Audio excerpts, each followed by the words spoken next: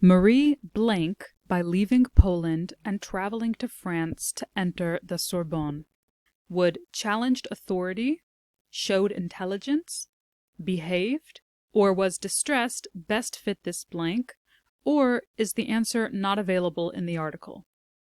Let's begin by locating the original wording in the text. The second paragraph tells us that Curie defiantly left Poland and in 1891 entered the Sorbonne. The word defiantly shares a root with the word defy, which means to resist or go against something.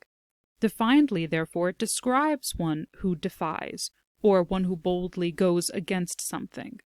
Based on the definition of defiant, we can understand that Curie left Poland in an act of resistance. Based on this, we can head down to our choices and see that A, challenged authority, best matches our definition and can therefore be marked as our final answer.